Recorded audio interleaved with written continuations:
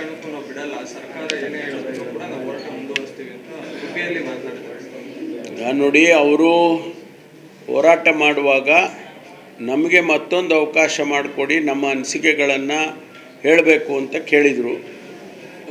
ಮಾನ್ಯ ನೀರಾವರಿ ಸಚಿವರು ಅವರಿಗೆ ಅವಕಾಶ ಮಾಡಿಕೊಟ್ಟಿದ್ದರು. ಅವರ ಮುಂದೆ ಅವರ ಅನಿಸಿಕೆಗಳನ್ನೆಲ್ಲ ಹೇಳಿದ್ದಾರೆ. ಅಂತಿಮವಾಗಿ ಮಾನ್ಯ ನೀರಾವರಿ ಸಚಿವರು ನಾನೇ ಅಲ್ಲಿ ಸ್ಪಾಟಿಗೆ ಬರ್ತೇನೆ, ಬಂದು ಅದಾದ ನೋಡ್ಕೊಂಡು ಬರ್ತೀನಿ. ಒಂದು ಎರಡನೇದು ಅವ್ರು ಕೇಳಿದ್ರು, ಇಂಡಿಯನ್ ಇನ್ಸ್ಟಿಟ್ಯೂಟ್ ಆಫ್ ಸೈನ್ಸಿಂದ ಏನು ತಜ್ಞರಿದ್ದಾರೆ, ಅವರಿಂದ ಒಂದು ಸಾರಿ ನೀವು ಅದನ್ನು ವೆಟ್ ಮಾಡಿಸ್ಕೊಳ್ಳಿ ಅಂತ ಕೇಳಿದರು. ಅದನ್ನು ಕೂಡ ಮಾಡ್ತೇವೆ ಅಂತ ಹೇಳಿ ಮಾನ್ಯ ಸಚಿವರು ಒಪ್ಕೊಂಡಿದ್ದಾರೆ. ಅದೆಲ್ಲ ಆದಮೇಲೆ ಕೆಲಸ ಪ್ರಾರಂಭ ಮಾಡ್ತಾರೆ.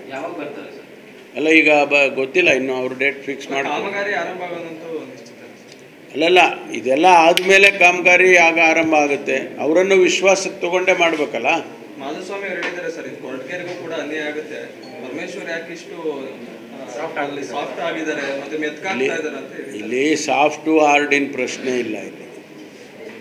ಇಲ್ಲಿ ಏನಪ್ಪ ಪ್ರಶ್ನೆ ಅಂದರೆ, ಇದೊಂದು ಯೋಜನೆಯನ್ನು ಸರ್ಕಾರ ಮಾಡಿದೆ, ಅದಕ್ಕೆ ಅನುಮತಿ ಕೊಟ್ಟಿದೆ, ಹಣ ಕೊಟ್ಟಿದೆ. ಈಗಾಗಲೇ 900 ಚಿಲ್ಲರೆ ಕೋಟಿನಲ್ಲಿ 400 ಕೋಟಿ ಬಿಲ್ಗಳಾಗಿದೆ. ಮೆಟೀರಿಯಲ್ಸ್ ಪರ್ಚೇಸ್ ಮಾಡಿದ್ದಾರೆ. ಕೆಲಸ ಸ್ವಲ್ಪ ಪ್ರಾರಂಭ ಆಗಿ ನಿಂತಿದೆ. ಅದಕ್ಕೆ ಏನು ಮಾಡಬೇಕು, ಅದನ್ನು ಜನಸಮುದಾಯ ವಿಶ್ವಾಸಕ್ಕೆ ತೊಗೊಂಡು ಕೆಲಸ ಮಾಡಬೇಕು ಅಂತೇಳಿ ನಾವು ಅಂದ್ಕೊಂಡಿದ್ದೀವಿ. ಆ ಕೆಲಸ ನಡೆಯುತ್ತೆ. ವೈಯಕ್ತಿಕವಾಗಿ ಕಾಮಗಾರಿ ಇಷ್ಟ ಇದೆ ಸರ್? ವೈಯಕ್ತಿಕ ಬರೋಲ್ಲ, ಇಲ್ಲಿ ಸರ್ಕಾರದ ತೀರ್ಮಾನ.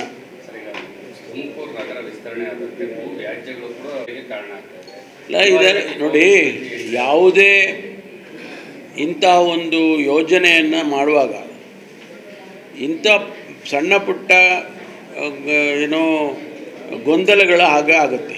ಈಗ ಬೆಂಗಳೂರನ್ನ ಎಕ್ಸ್ಪ್ಯಾಂಡ್ ಮಾಡಿ ಬೆಂಗಳೂರು ಗ್ರೇಟರ್ ಬ್ಯಾಂಗ್ಳೂರು ಅಂತ ಮಾಡುವಾಗ, ಈಗ ನಾವು ಕಳೆದ ಬಾರಿ 110 ಹಳ್ಳಿಗಳನ್ನು ಸೇರಿಸಿದ್ದು. ಆ 110 ಹಳ್ಳಿಗಳನ್ನು ಮಾಡಿದಾಗಲೂ ಅದೇ ರೀತಿ ಸ್ವಲ್ಪ ಮಟ್ಟಿಗೆ ಗೊಂದಲಗಳಾಯಿತು. ಈಗ ಆ 110 ಹಳ್ಳಿಗಳಿಗೆ ಕುಡಿಯೋ ನೀರು, ಚರಂಡಿ, ರಸ್ತೆ ಎಲ್ಲ ಮಾಡಿದ್ದೇವೆ, ಮಾಡ್ತಾನೂ ಇದ್ದಾವೆ. ಅಲೊಕೇಶನ್ಸು BBMP ಗ್ರಾಂಟಲ್ಲಿ ಕೊಡ್ತಾನೇ ಇದ್ದಾರೆ. ಈಗ ಇನ್ನೂ ಗ್ರೇಟರ್ ಬ್ಯಾಂಗ್ಳೂರು ಅಂತೇಳಿ ಇನ್ನೂ ಎಕ್ಸ್ಪ್ಯಾನ್ಷನ್ ಮಾಡೋದಕ್ಕೆ ಹೊರಟಿದ್ದಾರೆ. ಅದೇ ರೀತಿ ನಾವು ತುಮಕೂರನ್ನು ಒಂದು ರೀತಿ ಅನ್ವಿಲ್ಡಿಯಾಗಿ ಎಲ್ಲೋ ಅಲ್ಲಿ ಮನೆ ಕಟ್ತಾನೆ, ಇಲ್ಲೊಂದು ಮನೆ ಕಟ್ತಾನೆ, ಕ್ರಮೇಣ ರಸ್ತೆ ಕೇಳ್ತಾನೆ, ಕುಡಿಯೋ ನೀರು ಕೇಳ್ತಾನೆ, ಈ ರೀತಿ ಆಗೋದು ಬೇಡ.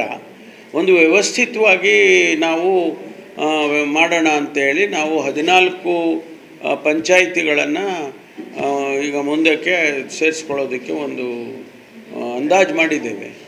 ಅದನ್ನು ಮುಂದೆ ನೋಡೋಣ. ಎಲ್ಲ ಗೊತ್ತಿಲ್ಲ, ಅದು ಡಿಲಿಮಿಟೇಷನ್ ಆದಮೇಲೆ.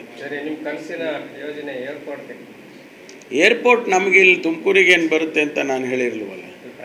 ಅಲ್ಲೆಲ್ಲ ಪ್ರಯತ್ನ ಅಂದರೆ ಇಲ್ಲಿ ಅವರು 2ನೇ ಏರ್ಪೋರ್ಟ್